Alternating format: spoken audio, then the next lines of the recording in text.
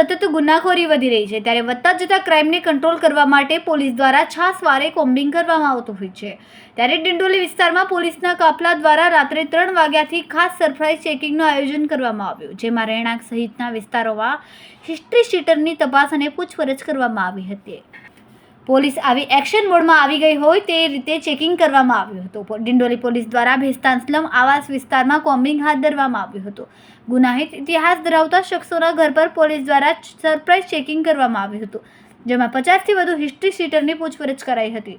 શંકાસ્પદ જગ્યાઓ ચેક કરવામાં આવી હતી। કોમ્બિંગમાં ડીસીબી સહિત 100થી વધુ પોલીસકર્મી જોડાયા હતા। આજરોજ ભેસ્તાન આવાસ જે ડિંડોલી પોલીસ સ્ટેશન વિસ્તારમાં આવ્યું છે ત્યાં કોમ્બિંગ રાખવામાં આવ્યું છે। એ સવારના 3 વાગ્યાથી અમે આ કોમ્બિંગ રાખેલું છે।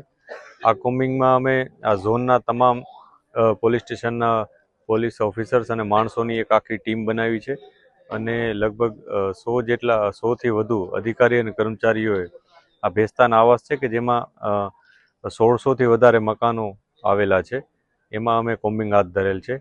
આ વિસ્તારમાં જે જગ્યાએ હિસ્ટ્રી શીટર્સ MCR કાર્ડવાળા જે છે, જે રજિસ્ટર્ડ છે MCR કાર્ડ, એ બધાના અમે ચેકિંગ કર્યા છે।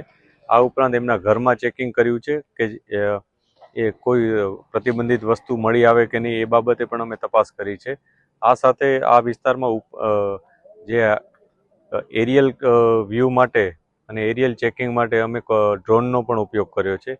એની સાથે અમે વાહન ચેકિંગ અને બહારની બાજુ જે બેરિકેડિંગ રાખી અને આખો વિસ્તાર કોર્ડન કરી અને ચેકિંગ કરવામાં આવેલ છે।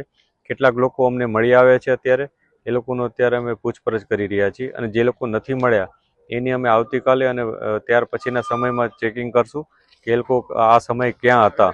જો એ લોકો આ સમયે આ વિસ્તારના રહેવાસી હોવા છતાં આ વિસ્તારમાં ન હતા તો એના ઉપર પણ અમે તપાસ કરીશું અને જે પણ કઈ વસ્તુ મળશે એના ઉપર કાયદેસર